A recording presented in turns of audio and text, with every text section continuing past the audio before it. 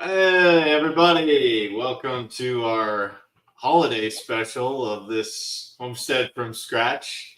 And I am here with Logan Hyde and John Tejan. I'm Greg Dowd. And tonight we're going to have a show talking about, I guess, lessons learned on some things from the past year on the homestead and, some things we tried and what worked and what didn't. Um, how's everything going, guys? It's Pretty going good. well. Can't complain. It's the holiday season, so I'm ready. I'm off work for about a week or two, so I'm ready Whoop, to. whoop. Woo! Nice. Gotta I got love one more week, and then I get some time off. So it. Cool. till the new year. Heck yeah, same here. I've got some stuff to wrap up this coming up week, and then I'm hoping to be able to relax until after New Year's. Well, I say relax. I'll be thinking of something to do, but I won't have anything that's written in stone that I have to do. Right on. So yeah, I don't know if one of you guys might want to, if you had something that you were working on this year that you tested out, and maybe some of the things that you might have learned from that project or that new thing that you tested out. I know, John, you showed a picture of your field compared to a neighbor's field doing your rotational grazing of your cows. Right. Yes. And seeing some improvements there. Yeah. Is that on X? Sorry to interrupt. Is that on X? Sorry to interrupt. No, it was. I just showed a picture of it. It's basically a satellite photo of my farm. And so you can see the surrounding farms around me, and you can see my farm. It's definitely holding the color and density of the forage. You can tell. I was actually, before I got on here, I was actually going through old pictures from when I first bought this property in 2017, I think. And the pictures I took at that time, and then what it looks like now, and definitely has improved the pasture without a doubt.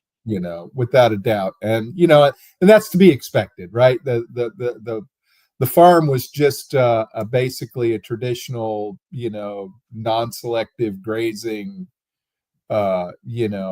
Just the cows were just on it and ate until there wasn't any more food, and then ate hay during the winter, and then started all over again the next year. So they were pretty worn out pastures. So yeah, I definitely have improved it quite a bit. Like I said, that should be expected, but what's really going to tell the difference, and I'm starting to see it maybe a little bit, is the capacity that I can hold more cattle on my property and start raising more.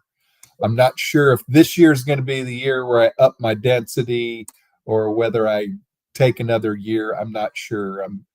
I'm kind of teetering on two different ideas what I want to do. So I guess that's a good time of year to do it, during the winter when you've got the time to think about it. But I will tell you about a failure, and this is not a very proud one, especially as much as Logan and I love trees, but the massive amount of deer in this area, if you leave a tree unprotected, it's done. And it probably, of the trees I planted in the pasture, now not trees in my orchard because they're protected, but pasture trees, they're protected too, but I took the protection down because I needed the wire to set another paddock for the cows, and I didn't put it back up in time. And half the trees, the bark stripped all the way off of it. They're not going to survive. once the bark's gone, you're done. The protection's gone from that tree. It'll come through in the spring and then it'll die. I mean, well, or it'll sprout from the bottom and I'll have to start all over again. But I had nice, thumb size, trunks on it, and I was like, wow, it's really next spring they're really going to take off, and I'm like, no, they're not. So I learned a really valuable lesson. There's like, you can't leave it unprotected even for a day, because I mean, I got deer with antlers and racks all over coming in and out of my property, and they just scratch their antlers and just shear the bark away. The does, and I'm not a hunter, so you can't, I may be incorrect, but they basically just browse and eat the branches. They're not going to kill the tree. It's the bucks that start rubbing their antlers and just shred the bark, and it's like very disappointing to me. But certainly learned a lesson, and I will have it completely electrified and protected next year, because I'm I'm planning on planting probably another 50 trees this year. So I've got to really pay attention to what I'm doing and not go, oh, hey, they're doing fine, nothing's bothering them, until they do. In one day, you go out there and all the bark on all of those trees are shaved off, and you're like, yeah, that velvet's itchy stuff. Yeah. Now, Billy Bond sells this stuff called bone sauce. And supposedly is supposed to be pretty good at keeping the deer away from your trees, and you just kind of paint it on. Right. Right. We did it out here, but we really don't get deer. But I was hoping to keep squirrels away, but it doesn't look like it really does that. But I mean, probably works for the deer. I can look out on from my porch, especially this time of year, although they're starting to be less, they're kind of going into their winter, whatever it is, program. But, for the last 2 months, I can go out on my porch and I can see 8 or 10 deer just out there grazing in my pasture, and some of them are, bucks, most of them are does, but it's like, and the thing is, in my county, in Giles County, they have the largest head count of deer harvested in Tennessee. They have 6,000 or 7,000 deer a year that they harvest here, and it doesn't even make a dent in the population. It's just like, it doesn't affect me. Maybe they're all coming to my farm, to get away from the hunters. I don't know. It could be. Well, you do a live stream every Sunday with a couple of guys that aren't particular. Greg, I think, hunts more than I do. I don't hunt at all because I'm not about getting up and getting in the cold. But if it's from, John's back porch, and I can just, come down there and spend the night in a tent or something, then get up the next morning and be like, well, I'll just sit on the back porch and shoot, some deer. Yeah. Well, we can take care of a deer problem. That's a deer. You got a deer orchard. Yeah. I have another deer that I have to worry about that won't abide that. So honey deer, probably. Yes. Yeah. Honey deers, they get in the way sometimes. Yeah. And she says, they were here first, leave them alone. I'm like, okay. Yeah, it does make sense. They were here first. It's you're messing with their ecosystem and their livelihood. And obviously they're not under harvested. I mean, it's a healthy deer population. You go some places where it's for whatever reason the deer don't thrive, and they're sickly and they're small and they don't do well. They do really well here for some reason. So they're not folding because of hunting pressure. They're actually thriving because of it. Oh yeah. So, but Native Americans, this was a managed landscape when the first Europeans came over here and started to settle. It wasn't just a pristine, like, nobody touched nature. The Native Americans, they were doing a lot of let me rephrase that. We're doing a lot in regenerative agriculture of what the Native Americans were doing back then. They had a lot of the same practices, and they had it down because they had done it for probably hundreds of generations. Well, and they also, up until, and at least from the reading I'm doing in this local area here, up until the 1850s, there were tons of elk and other large animals that were very, very common here. Huge herds of them.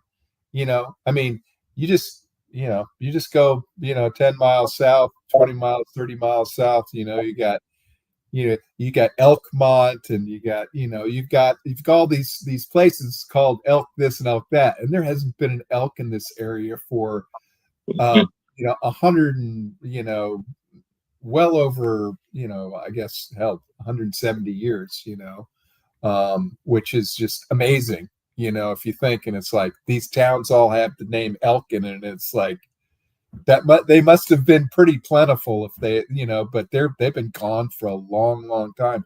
So and from what I understand, that a lot of the area in Middle Tennessee, which and if you've been up there a bit, if you've driven in the rural areas of this part of Tennessee, it's all heavily wooded, and it's like it all used to be grassland.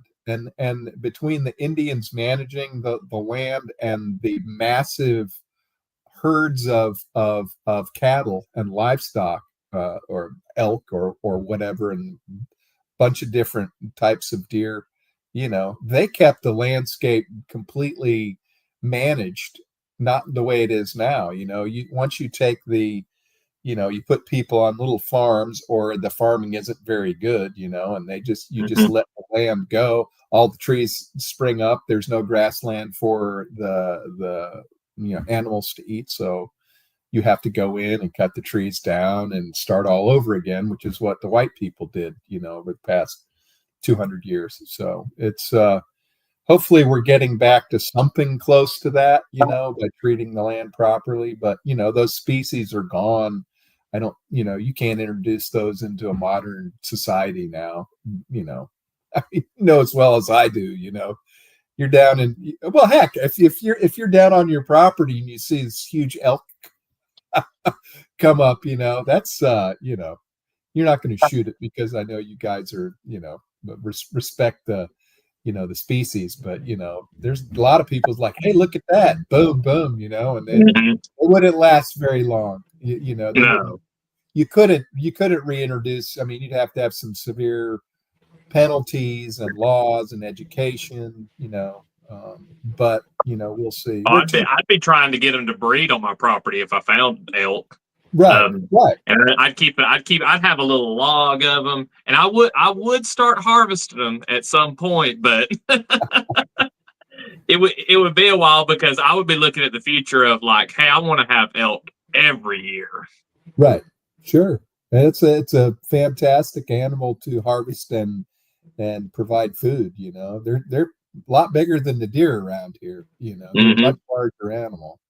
So yeah, there was an interesting contract I worked on when I was in the government contracting stuff in Richmond, Virginia, and the base there still raises elk on the base, because I guess they bought the property from some rich guy that owned all that land or whatever, and they were like raising elk out there for their like lordship or whatever on their land, which was kind of interesting. So yeah, still to this day, and over there in Richmond, Virginia, they still have that kind of small little, for show, I guess, little elk family on that piece of land. Is kind of interesting.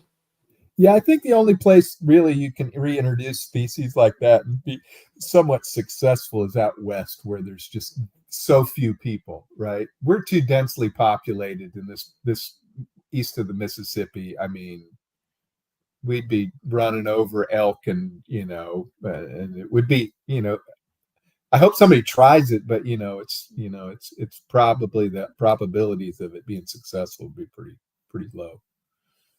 Yeah. Well, Logan, you have any successes? Any things that you tried new this year that maybe lessons learned? Well, like John, I have a tree one that I'm not proud of, and that's I've done airprint boxes before. I had done them, I think it was a couple of years ago, and just experimented with them, got familiar with them, and this year I really upped the number. Which, when I say I upped the number, I wasn't growing thousands of trees in airprint boxes, but I had several small little boxes and a few bigger boxes. And those boxes dry out super quick, and we had that awful drought. And so I really should have had either some automatic irrigation, or I should have had a very strict irrigating schedule on them.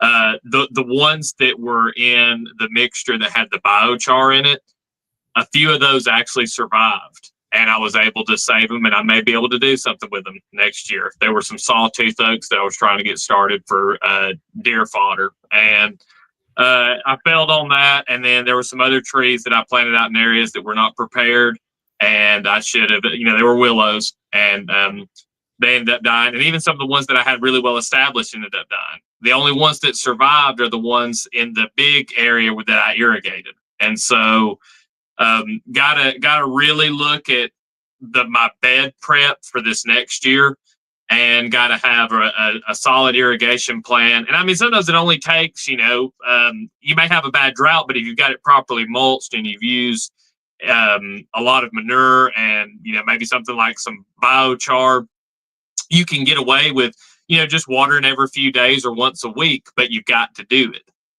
You can't get so many trees that you can't handle it. So condensing my plantings a lot, and that's going to be something I'm going to try to change.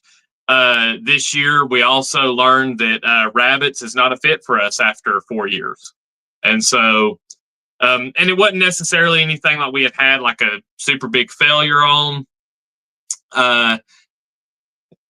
Needed to once again condense plantings, because as far as the fodder goes, I was only feeding probably about 50% fodder to the rabbits, and I had some of them tractored.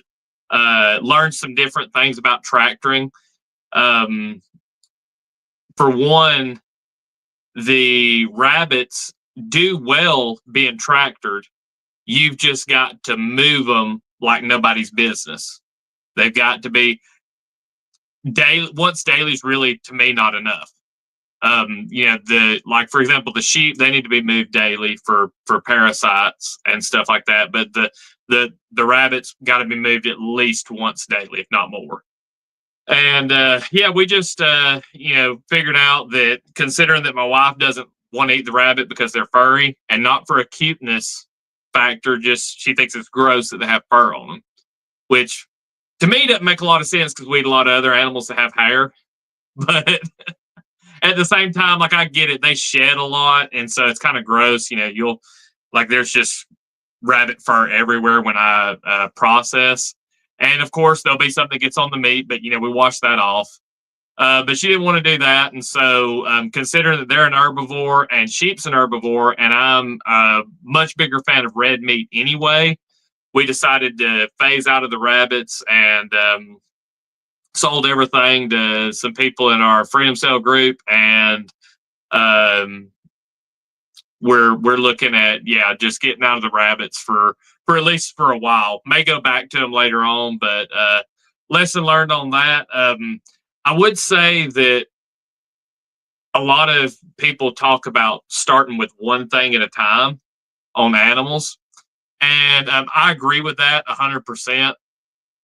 But I will say this, that it's good to be kind of a cheapo on it when you first start out and start with just a few, like we did. And on some of them, just because I have a knack for getting animals to breed and raising young and all that other stuff, that I can start out with 3 and end up with 300 in no time. So I think that there is a value in trying different things and then not being married to those things and being able to say, hey, I'm gonna switch gears and go to something else. So for us, that's been the lesson learned on that, is the trees. And then we're reducing some of our animals. We figured out what we like to eat best and what does best on forage, and how to save money and what's easier on care and all that stuff. So we're really honed in on a few animals now and know what direction we're going in.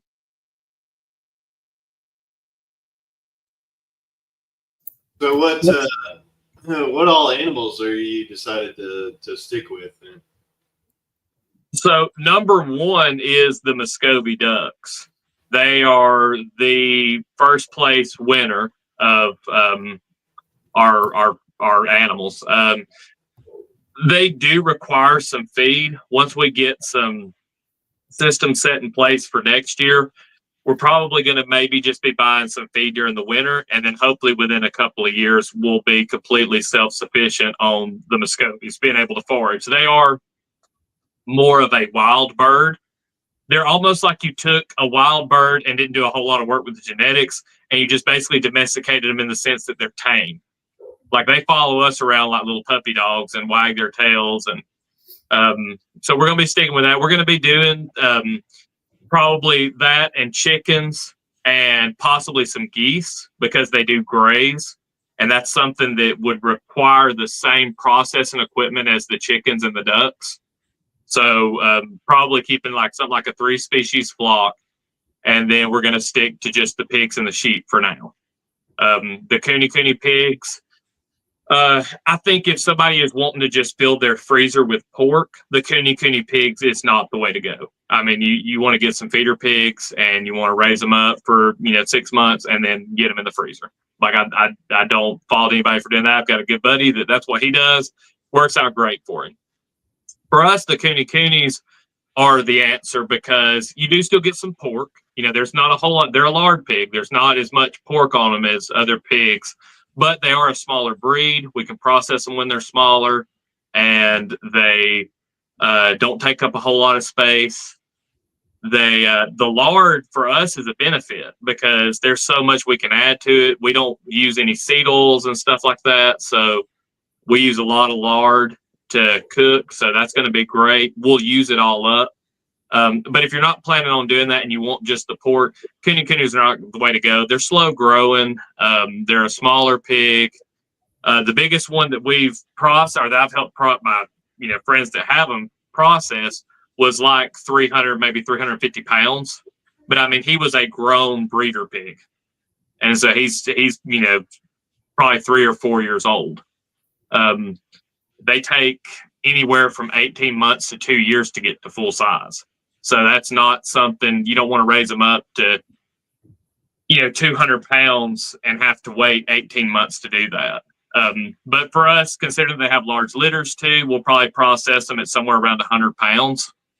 And that's good enough for us. So that, and then the sheep's a red meat, and love it. It's an awesome meat. Sheep can live 100% off of pasture and some mineral, so that works for us. And then for our beef fix, we'll just get it from John, and we might have some people up in Tennessee that are going to be raising turkeys, so we may get some turkeys from that, and that's going to solve all our meat problems. I'm thinking we're real close to not having to buy from the store as far as meat goes. We'll be buying either from an individual or it'll be raised on our own property. Ah, excellent. Yeah, good. That's good news. I think if I'm going to expand out of what I do, which is, a few chickens and ducks and some cows, it would definitely be going into the pork realm, because they're, and the only, and it's not that I have a problem with it, is one thing I like about the cattle is they are pretty much self-sufficient, and you don't have to feed them anything other than what's on pasture other than when you're trying to finish them and getting a little extra weight on them, I use alfalfa, which is just an expensive grass, very expensive grass, but it puts weight on them. But I guess with pork, with hogs, you've got to feed them. You've got to feed them. I mean, Yep. it's just, and if you don't have enough, scraps or whatever, because we're a 2-person household, you're going to have to rely heavily on feed, and that's because, and I'm okay with that, it's just, do you want to, get organic feed, that's going to raise the cost there a little bit. But they're a different animal than a cow. They can tolerate a lot more. What am I trying to say? Abuse from the food you give them. They'll eat just about anything. Now, it's not all healthy for them, right? But you can feed them a little bit more of a sketchy diet than say a cow. Ours do a lot of food scraps, and right. The way I look at it, because we get from a grocery store, and they get a lot of vegetables, even the white bread that's got the high fructose corn syrup in it and everything. I know that stuff's not good, but I've come to a point to where it's like, okay, if I can't have the blessed meat from the Himalayas that's been blessed by the shaman and everything, I can have something that's at least better. I want to get something better. So like something, with beef, like you said, John, I mean, it's really easy to get that Himalayan blessed by the shaman when it comes to beef. I can just go, I can go up to John. He might have, his hair isn't long enough anymore to be a shaman, but we can, we can get the really good stuff because it's all on regenerative pastures. That they're not getting fed corn or candy bars like that. That's pretty easy to do. With the pigs, they do have a higher calorie requirement, and so our focus right now is to do them with the feed scraps. Sometimes they get some GMO corn. If we can give them anything that's really good for them, and have them forage stuff, that's great.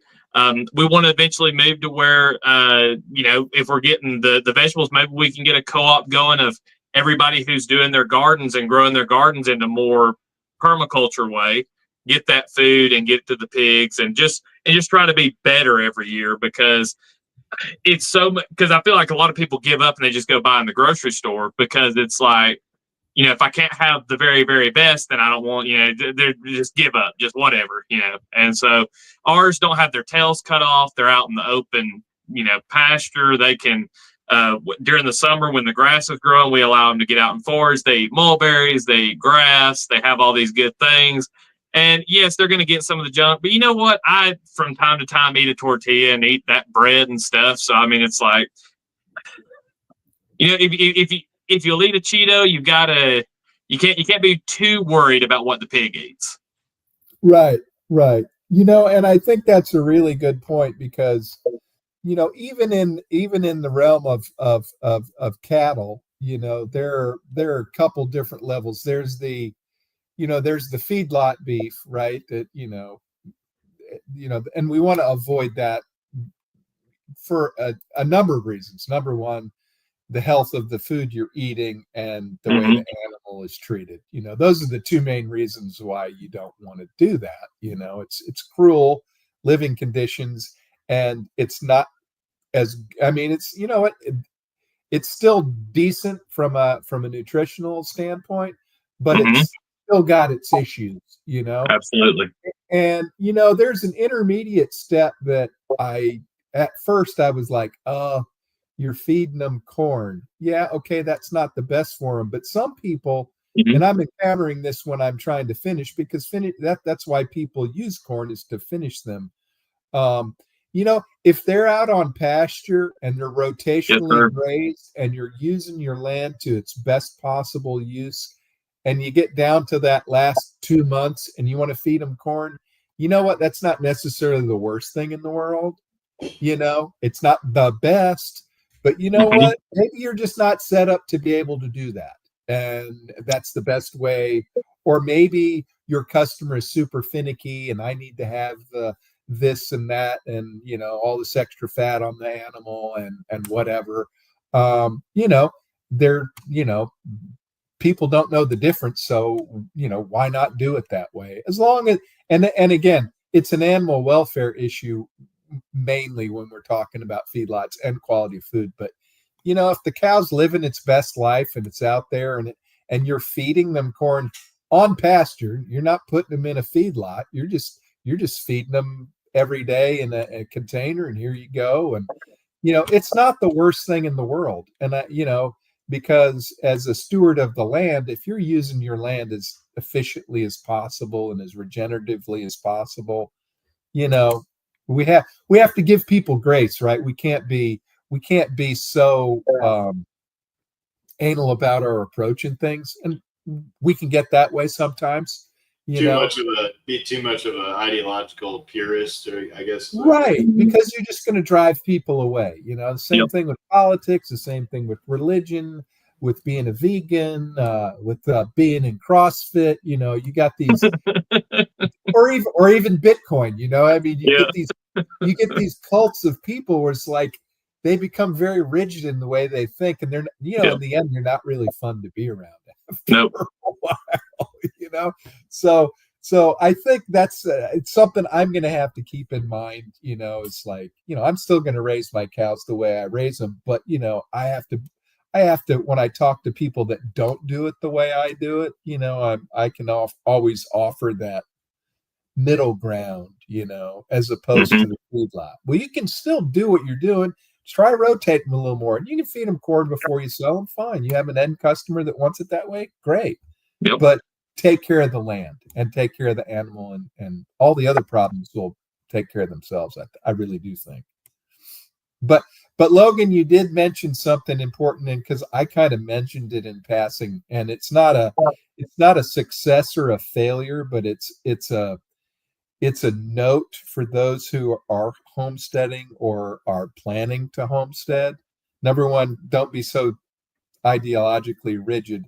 But number two, if you have a spouse, you better fucking listen to them. Yeah. Because nothing's going to bring down a homestead than two people that go their separate way because they can't stand each other. And you got to, and you want a partner. You don't want, an enemy. Oh yeah, I mean, we may end up this next year raising turkeys. I don't want anything to do with turkeys, but you know what? My wife wants turkeys. Right. So if we don't get, possibly hooked up with our other Tennessee folk and get some turkeys from them, we might be raising some turkeys. And that's the thing is if you're the spouse, which I think I am, I'm a little more homesteady than my wife for sure. But I think once your spouse actually shows interest in homesteading and they want to be a part of it and they want to do it, anything they want to do, even if it's not the ideological picture that you have in your mind, go ahead and do it. There's a very good chance this spring, I already mentioned chickens, but there's a very good chance that we might be doing some Joel Salatin style raising of meat birds, like your conventional meat birds. I'm not a big fan of conventional meat birds. I've installed the equipment in houses, and that whole industry is just ew. And the way they've genetically basically modified those birds and the way they grow them on hormones and everything, and just what they are genetically, to me, is just gross. But I mean, everybody wants those big breasts, and they want the big juicy meat in 8 weeks. So that's what we have, and we may be raising some of it to sell, and some of it for my wife, just so that way we can. And that's a step to better, because they're getting the chlorophyll, they're getting on the pasture. They're in the fresh air. They're not breathing in all that fecal particulate. They're going to be processed in a way where they don't need to have 80 chlorine baths, which I think it's really only up to like 40, but I like to exaggerate a little bit. So, getting better, and then, listen to your spouse, getting them, because I mean, if they show any interest in it, even if it's not your thing, let them fully support them in it, because once they get bit by the bug, there's no going back. And that's my wife. I mean, she eventually got bit hard enough that she's she's pretty much like, when we gonna get us a bunker, built. Not to that extreme, but almost. But yeah. What about you, Greg, and your failures and successes this year? Well, I think the biggest one I've had this year is staying disciplined with my workout regimen and going from about, I don't know, I guess I was about 280 and now down to around 240. So just sticking and staying consistent with that. And then also getting out there and working on the weekends to build this cabin that Logan and I we're working on. And that, I mean, we're getting close. I've got like, some of the stuff to finish up the cabin recently for materials. And so we're getting close on getting that done. So I'm really happy with the way all that's been going. And I feel like those have been successes over this past year. And then some failures where we lost our entire chicken flock to predators this year. I think really I need to our electric netting had some failures on it and some breaks in the netting that we had to repair, and I don't think it ever really was able to be energized at its full capacity. And that's probably what, once the predators kind of figured that out, they took full advantage of it and took out all the chickens that were in there. So lesson learned from that, we're going to order a new netting and probably start over with the new chicken flock in the spring. And also the same thing with the drought this year. And I guess the droughts will probably be continuing on planting a lot of, a lot of new trees. I got some from Logan and I got some from Nick Ferguson. We planted a bunch of those guys, but didn't have irrigation on the new trees. So the drought conditions probably killed a majority of those trees that I planted. So yeah, that was a big lesson for this year, is to get them on some kind of good irrigation, or plant them in a different way. We were talking about maybe doing these pits and like kind of digging the pits and maybe doing plantings around the pits in different areas so that maybe the water will pool there and that they'll have more water naturally. So that's something else I want to look at. And then I want to do, future plans for the property down at that we're working on is, making that kind of a whole permaculture demonstration area and doing things like living fences or dead hedges for some fencing down there, and use what we have to maybe use what's already down there to do a bunch of different projects to kind of demonstrate how you can do and kind of work out some of these permaculture principles and things like that. So yeah, I guess that's those are some of mine, and then also helped out with some solar projects this year, and figured out that the industry has changed quite a bit, and there's some newer products out there. These guys, Signature Solar, I got to talk to quite a bit at the Self-Reliance Festival. Also, this last Saturday, I was out helping install one of these EG4 systems that are primarily what these guys deal with at Signature Solar. And I'm pretty impressed with those systems and how, kind of DIY friendly they are. So I don't know what the future of that's looking like with all these possible tariffs coming down the pipeline, but I do think that there's some good products out there for people that want to get into that. And I think people are changing their mentality on solar too. It's not as much about, if I buy this system, what's my ROI going to be? Can I sell power back? Because a lot of the municipalities and things like that have kind of removed the ability for you to sell power back to utility companies, or made it like more difficult to do such. So I think it's more along the lines of people thinking about, I want to have some kind of a backup in case there is a wide scale power outage, and whether it be from a natural disaster or just like in general turmoil and chaos in the world, and something happens with the power grid, that people have some type of backup system that they can have on hand to use. So more people seem to be talking about that, thinking about that now, and wanting to have something as a backup system. So yeah, I think I'm going to be continuing to help my buddy with that kind of stuff. That he has his NABCEP certification, which is like a certification for solar installations and things like that. So people have been calling him because he's kind of like one of the few people that have that certification in the area. And so yeah, I'd like to continue doing that as kind of a side hustle thing, and helping out with some of those projects. Each one I do, I get to learn more myself on how to, go from start to finish, and helping somebody get that backup power system set up at their own place. So that's, I guess that's kind of my summary for this year. Heck yeah. Yeah, a little more on the droughts that we've been having. That's got me thinking about next year, because, in all honesty,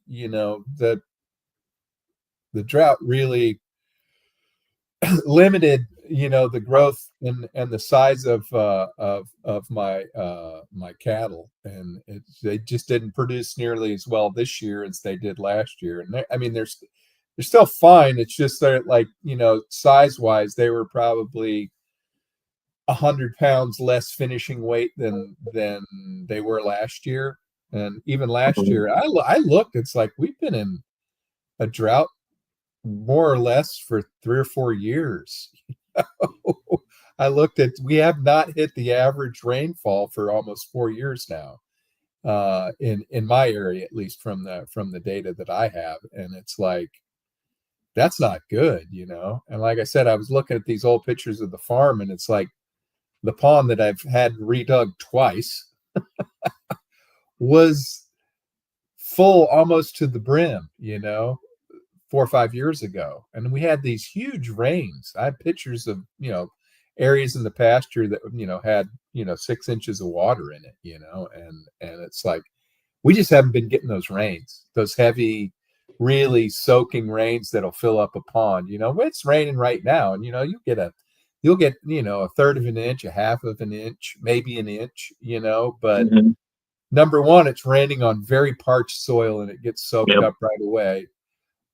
And number two, you need that excess rain, because these are ponds that fill up from runoff. So you got to get that water moving into the pond, from where it's at. And that takes a lot of rain for it to actually start flowing into a pond. So, I'm hoping that we're turning a corner on the droughts, but, there's no indication that we are.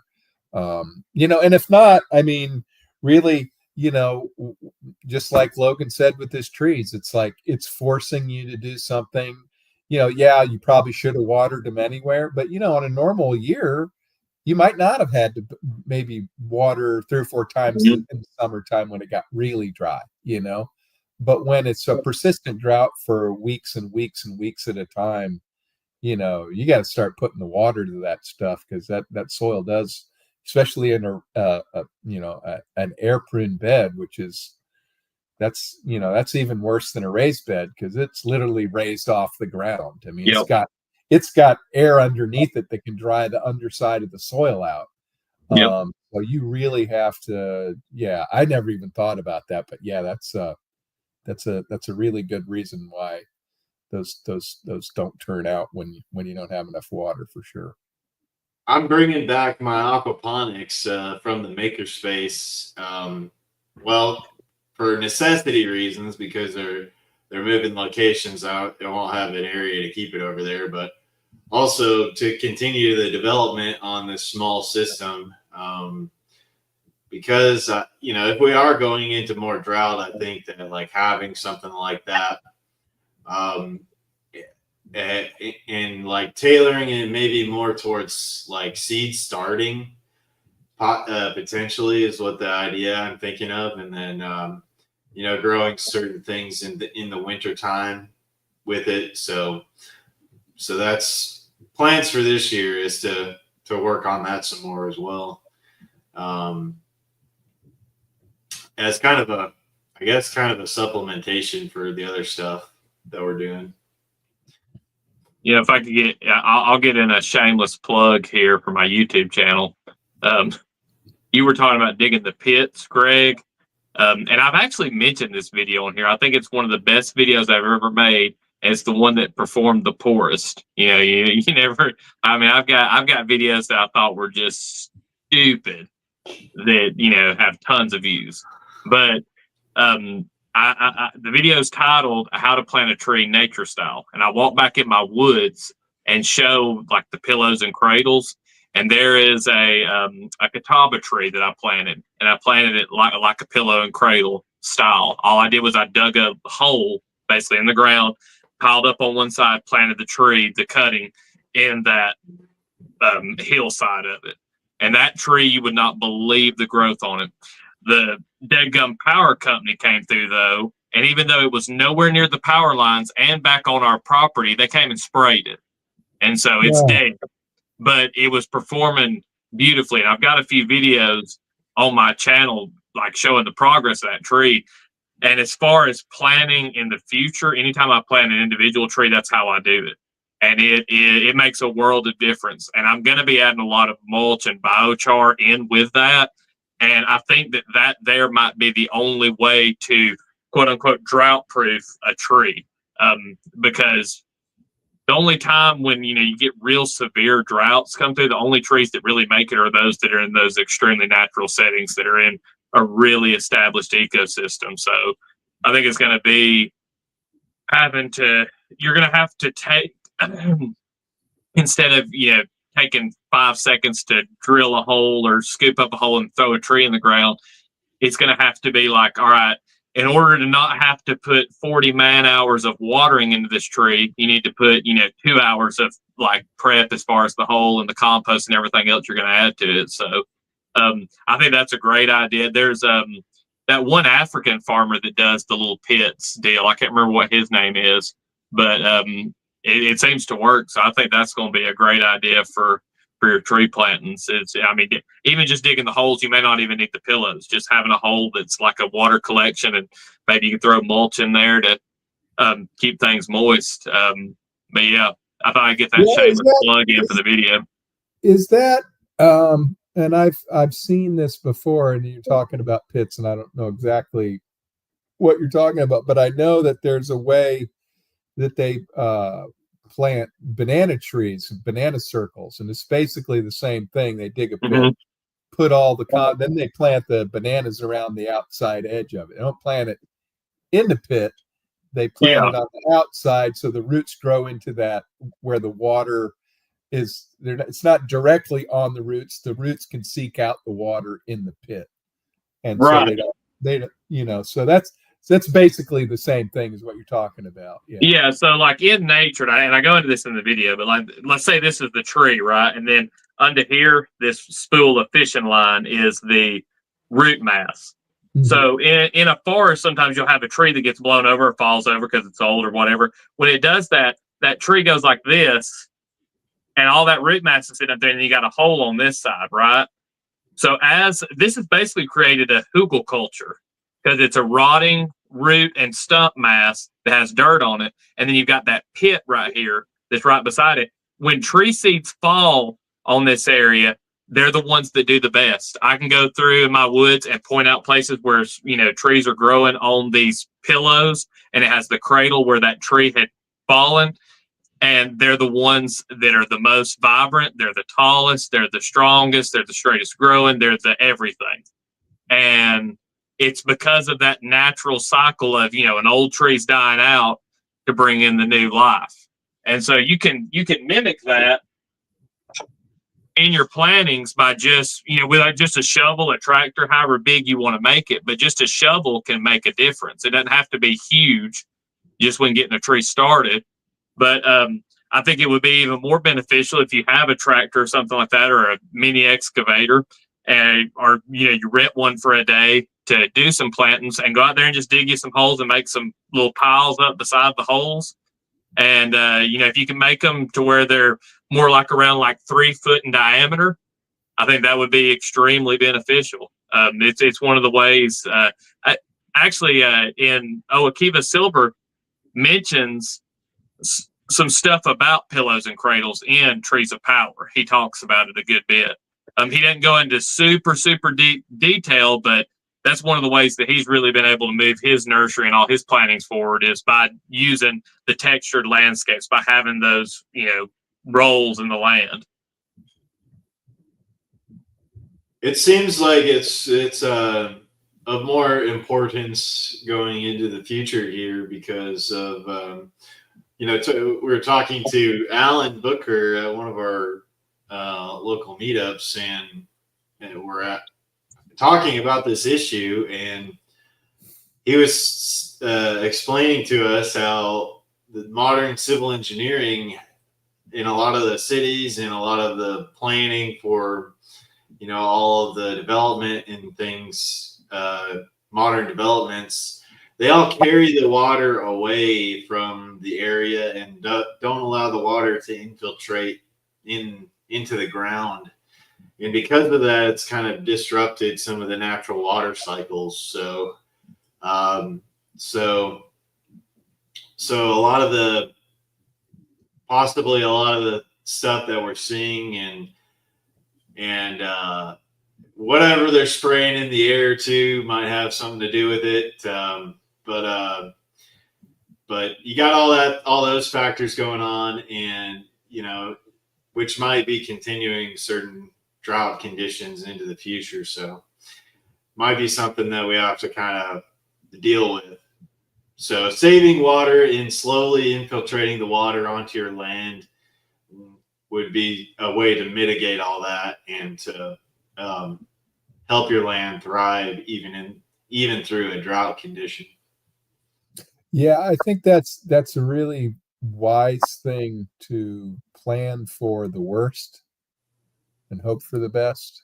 I know a lot of people. I know a lot of people in the cattle business that you stock your farm planning to have the worst year you've ever had, because if you keep having good years and you keep increasing stock density, and then you have a bad year, it can set you back a long way financially. It's like, well, because in cattle, when you run out of grass and the grass stops growing and you have nothing to feed your cows, you sell them. You get rid of them. You get rid of half your herd, and it's not easy to build back up. Especially if you've got good cows that are producing calves every year and they're the genetic makeup that you want. So you've got to stock with not necessarily the worst year, but plan on it being a rough year where you're not going to have the perfect conditions, because a lot of people plan for the average or the perfect condition, and it's like, and which is fine. Some years can be incredibly productive, but then other years you could lose a lot of ground on your operation. So yeah, that does make sense. It's like, and Alan did say, he says things aren't necessarily going to get any better anytime soon, whether that's climatically or the way governments shuttle the water off of property, which is great, which is crazy. And I asked him about that because I always thought it was weird that out in California, where they have the hardest problem with water because it's an arid state, I mean, there are wet parts of it, but it's like a lot of it, especially where these wildfires are. It's like, yeah, it's because everything's dry all the time. And they only make it worse, right? I mean, that's the normal climate there. And then they make it worse by, well, you cannot retain any of the water that falls on your land. You have to let it flow off, and it's like, but that's the only way. It's flowing off too fast, and it's right. Well, infiltrating into the local right, land. because you think of when you're building shopping centers or you're building roads and you're building houses, you're putting concrete on ground that can no longer infiltrate water, and you put it down the gutter, you put it down the sewer, and it ends up somewhere, but it's not where it needs to be. Mm-hmm. And then you have all these nices in the hills out in California that'll burn up in a forest fire because none of the vegetation is able to grow green enough, and going through those dry periods, it's going to burn anyway. They're building houses in a fire zone, basically. Well, prior to European colonization, I'm pretty sure I'm right on this number. I could be wrong, but I think it was 8% of the land was water in the United States. So that doesn't sound like a lot, but when you look at a map and you put 8% surface water on it, it's huge. Mm-hmm. And so I would say that, like, if you're a homesteader, even if you have nothing but 3 acres, try to put 3/10 of an acre, because that'd be like 10% instead of 8%. Let it be a pond or something. And really, truly, I think we need to be focused more on seasonal ponds and little pockets of water and stuff, because now I love big lakes. I mean, don't get me wrong, I'm a fisherman. Like, the more, bigger and badder you can make it, the better, in my opinion. But at the same time, there's a lot of benefit in having these little, even if it's seasonal ponds. And I've wondered a lot, and I don't have the experience because I don't have cattle, because I know cattle can kind of, muck up a pond and can do some stuff to it that won't, make it not really beneficial and just more of a stinky hole. But if you had enough paddocks and you did enough like small little seasonal ponds, even if they're only full, say, 2 or 3 months out of the year, they catch all that excess rain. I've wondered, what that could do for a landscape. And then after it dried up, I mean, if it's, a little muddy or whatever, heck, go in there and sow some alfalfa or something and let it grow. And I mean, I think there's lots of options with pillows, cradles, or vernal pools, streams, ponds, pocket ponds. I think there's a lot of stuff we could be doing to help with the drought issue that we have. That it's just, I mean, like John said, everything's about just getting the water away as fast as we possibly can, when that's the opposite of what we want. Yep. Absolutely. Yep. So, we're coming up on an hour, guys. You guys want to go around the horn and tell people where they can find you and follow you and support what you got going on? Logan, you want to go first? Sure. So I'm gonna mention one more failure that I've had, and that's towards the end of the year. I have really liked on my YouTube channel. I haven't been putting up stuff, so looking to get over the Christmas holiday and over New Year's, getting everything wrapped back up to be producing a lot of content. There's going to be a lot of experiments going on this next year. There's going to be stuff that's going to come with a huge disclaimer of, hey, I'm not advocating this. This is something that I'm trying. And if it works out, that's great.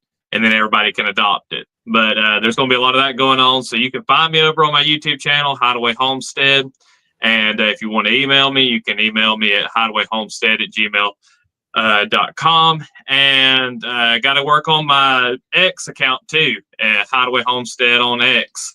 And go over and follow me on those platforms, and or if you need to get in communication with me, and look forward to some new content. All right, awesome, John. Awesome. Yes, you can find me on X, Soul Survivor 78. I will. One of the things I've had planned starting in January. Somebody's got to hold me to this, so I do this. I'm going to be doing a newsletter for my my cattle operation. I've not done. I've kind of stuck with the same group of people I sell to, which present company included, but there's some new people that are interested in what I do, and I have to find an efficient way to communicate with them. So doing a monthly or bi-monthly newsletter to say, this is what's going on the farm. I have this many cattle available in November, just kind of just an informational thing for people, so they can stay in touch with me. I can answer any questions they have, and kind of move to the next stage of my business, but I couldn't do it without people like Greg and Logan that help me out, and whether directly buying from me or supporting me in other ways. And so I'm ready to kind of take it to the next level and take it to a larger audience, and hopefully that's what I can do in 2025. Excellent, awesome. Looking forward to seeing that, man. And let me know whatever I can do to support your blog there and all that kind of stuff, your newsletter. I'm Greg Dowd. Do the Tinker Tribe here on YouTube, and I have a channel that's focused on fitness. And I don't want to put too many things out there as far as like things for the new year. I want to like take the actions and get them done. And so I guess make sure that I get those out there. I have burned myself in the past by putting out some things and then not delivering. So I want to get them done and then show you what I can do. So, but other than that, if you like this kind of stuff, guys, thanks for coming by Life in the Valley.